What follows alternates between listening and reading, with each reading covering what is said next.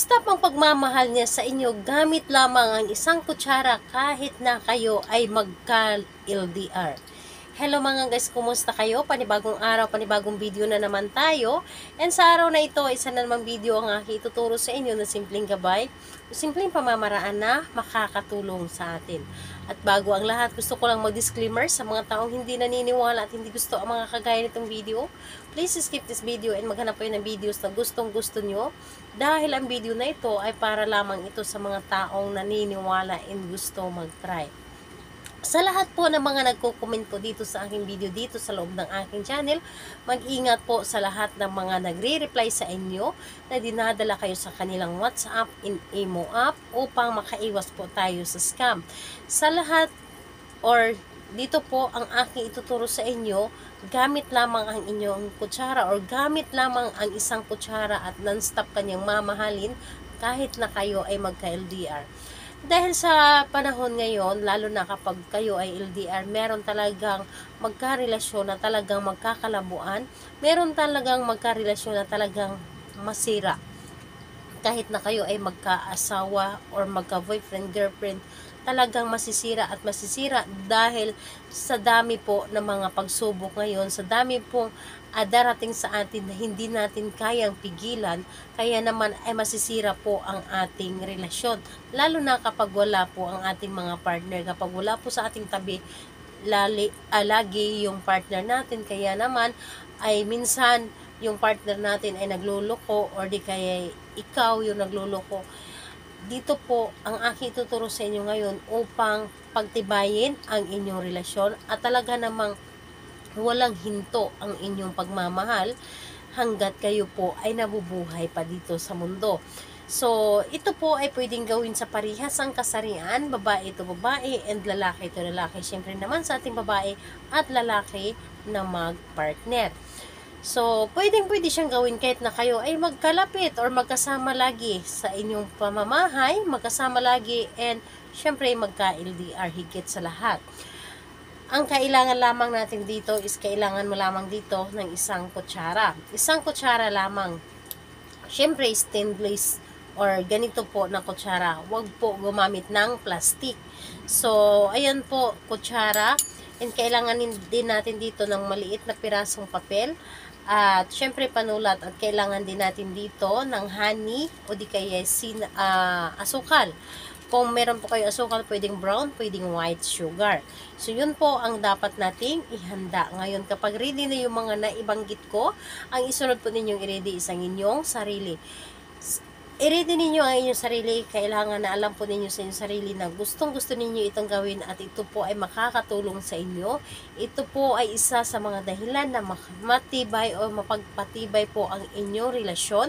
And ayun po, kailangan na buo po ang inyong loob sa paggawa at mag-isa lamang kayong gumawa nito. Ngayon kapag ready na or mag-isa ka lamang at alam mo na sa iyong sarili na ready ka na, handa ka na, pwede mo na itong simulan.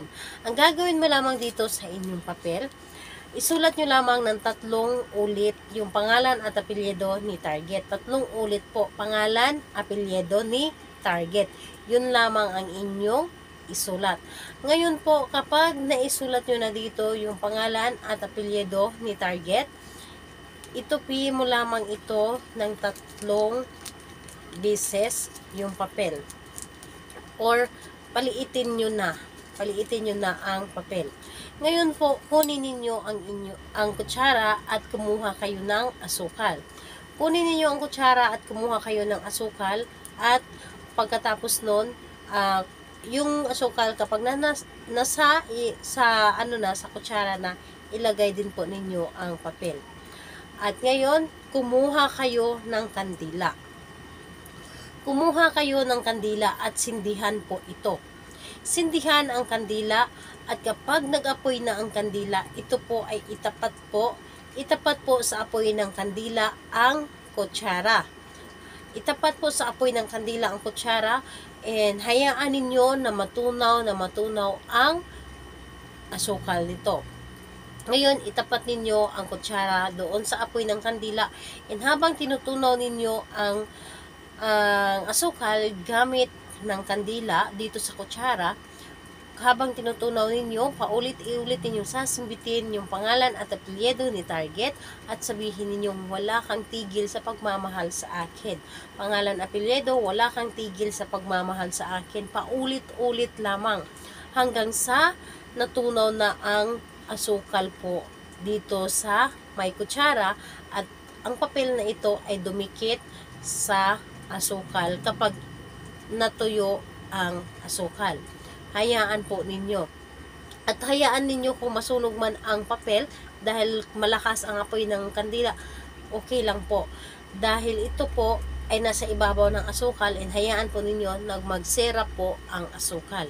And ayun, kapag nagsirap na ang asukal, syempre titigas siyang muli. Titigas siyang muli kapag malamig na.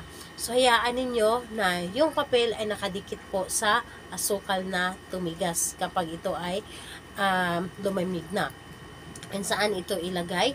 Kumuha kayo ng lagayan kahit garapon or ano po yung pwede ninyong paglagyan, ilagay po ninyo sa loob ng inyong cabinet. Hayaan po ninyo ito dahil ito ang isa sa mga dahilan kung bakit hindi matigil sa pagmamahal sa inyo ang inyong partner. Kailan ito pwedeng gawin? Gawin ito sa araw ng Tuesday and Friday. Dahil yun po ang pinakamalakas na araw na gagawa tayo ng ritual.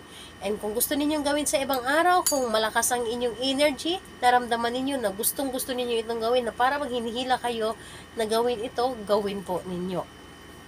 So ayun po, sa lahat po ng mga gustong magpa-shoutout, mag-comment lamang sa baba para ma-shoutout ko kayo sa next video. And sa lahat po ng mga gustong magtanong, mag-comment lang din po sa baba para ma-replyan ko din po kayo. Salamat po sa inyo. Bye-bye everyone. God bless us all.